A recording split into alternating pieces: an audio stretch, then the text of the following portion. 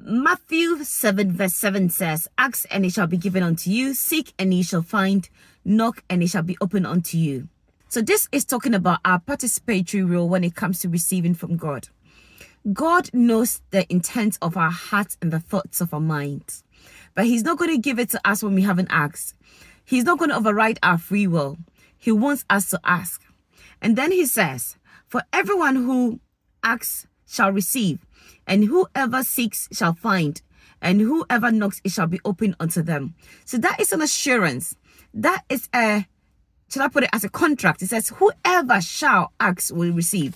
He goes on to confirm that in Jeremiah 33 verse 3. It says, call on me and I'll answer thee, and show thee great and mighty things that you know it not.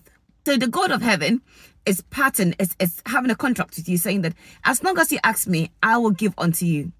As long as you seek, you will find. If you knock, it will be open unto you.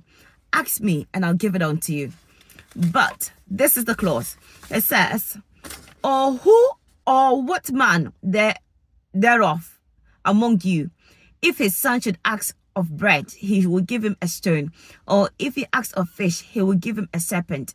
If ye, then being evil, know how to give good gifts unto your children, how much more shall your Father who is in heaven give you good gift? So he's talking about his ability to give and his goodness. So it means that God gives according to his goodness. If God knows what he's going to give to you, what you're asking is good for you, he gladly will give it to you. If you ask according to the will of God, if you ask according to his divine purpose, goodness me, you are assured you are going to have it. But if you're asking carnally, if you're asking something that God knows that eventually that is going to destroy you. For instance, there was a time that my son wanted a pet. This is my son who is struggling to keep his room tidy. This is my son that I have to prompt to do his homework. So if he asks for a pet and I give it to him at that time that he was asking for it, that wouldn't be a good gift, would it?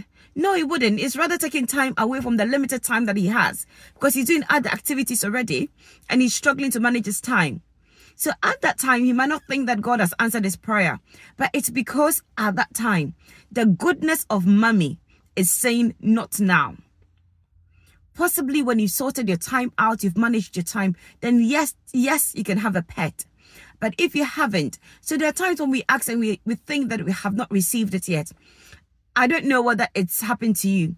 When eventually you receive something from God and you look back and you say, wow, if God had answered me then, we acknowledge that that would not have been the right time.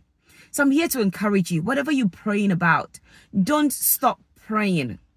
Don't stop praying. Whoever asks shall receive. Ask according to the will of God. Ask in prayer. Ask using the word of God. And God says that if you ask, you shall receive. And you haven't received yet, ask God why. And he will direct your path. Stay blessed.